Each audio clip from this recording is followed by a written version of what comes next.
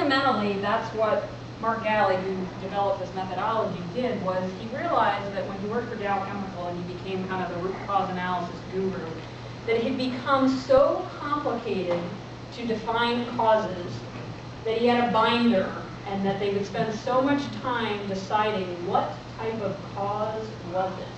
Was it the physical cause, the latent cause, the behavioral cause, the root cause, the major cause, the secondary cause, whatever. And it's like, he said, I'm not even sure I know what the cause is, you know? Like, it just got so confusing. And so ultimately, the word that we use in the cause mapping methodology is cause.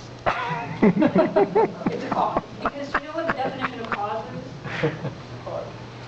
What's the definition of cause? What is a cause? Like, if you look it up in the dictionary, what would it say?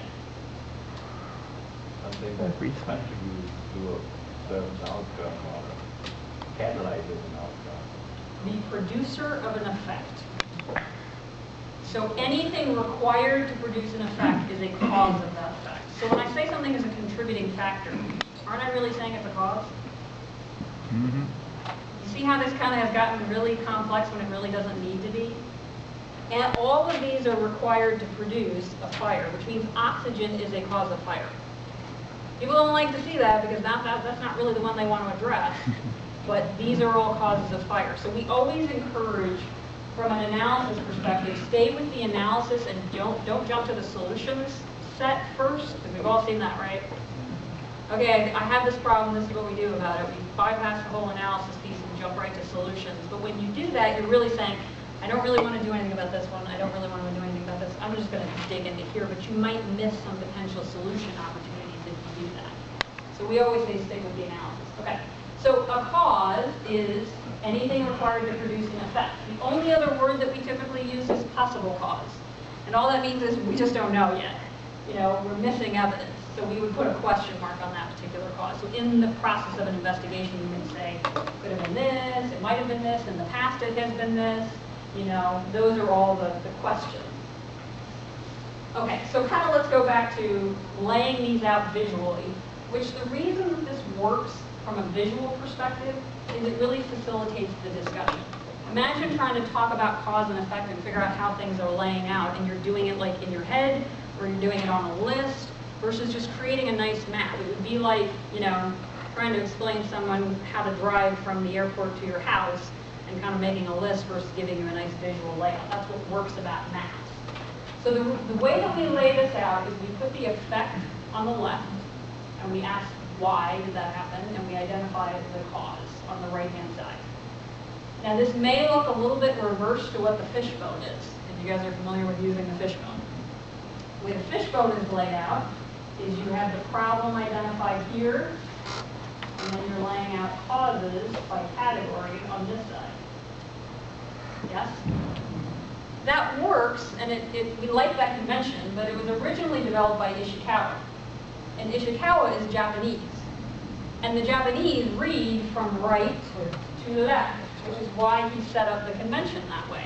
We don't read that way, so we read left to right. So what we're doing is we're putting the effect, asking the why question as we would normally do any question we've ever answered in school, and putting the answer on the right hand side. That's why we've laid it up opposite, because it just seems to make sense based on the way that we read. Okay, so this is kind of the fundamental building block of cause. So let's kind of just start with a very basic example. I'm really hoping to give you enough information and kind of tools so that we can do some breakouts on this, but we'll see how this goes. Okay. So we're going to start with, you know, a problem, but again, if you ask the question, what is the problem, you're going to get multiple different answers. We really want to identify the goals that have been impacted. That's where the analysis needs to start. Then we ask why questions to the right, and that's going to be our initial starting point. So the problem is, we had our property goal was impacted. Why was the property goal impacted? Because we had damage to the building. Why did we have damage to the building? Because there was a fire. Why was there a fire? Because we had a spark, which in this case is the heat. So it's very basic to get started that way. But now that I know, first, the definition of cause, which is anything required to produce an effect, and I know that if I have a fire, I have to have fuel and oxygen, I immediately can expand my analysis to say, well, I got to have heat. For That's how those branches start to expand in the analysis. If I have a fire and it actually causes damage to the building, it's really a pretty large fire to cause damage to the building. It's not like a trash can fire, yes? So the small fire might have been caused by this, but the fact that the sprinkler system was ineffective is actually what causes that small fire to become a larger fire, which then causes there to be severe damage to the building, which is what impacted our property. So notice if you had asked the question, what's the problem with this incident? Somebody might have said we were storing paper under the stairs.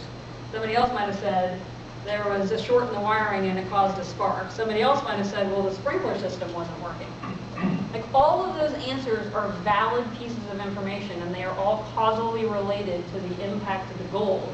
But without using the map and kind of helping visually lay it out how they all fit together, you could spend a lot of time debating those causes, and I've been in plenty of those meetings where we have. So again, with the desire to make this not just effective but efficient, the use of the map just really kind of speeds up that dialogue process. So the person that absolutely thinks it's the spark that's the cause, the root cause, can see it on their map and it accommodates that person's point of view.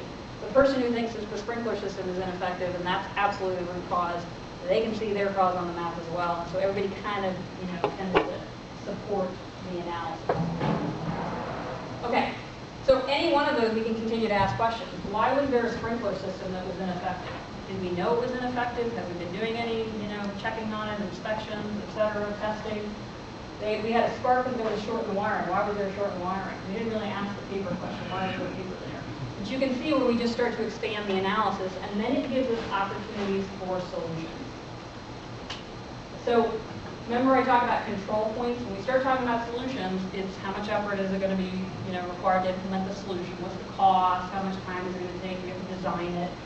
And then how much impact is it going to have on my goal, on the risk to my goal? That's what I'm really looking at. So here I can obviously correct the wiring issue. I probably want to understand if it's really a design issue, so I make sure I affect that system or that systemic issue.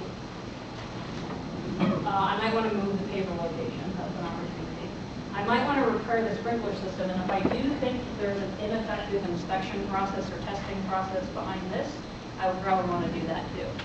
But again, this goes back to then not evaluating which ones are the most important causes, or the major, or the minor, or the primary, or secondary, or whatever.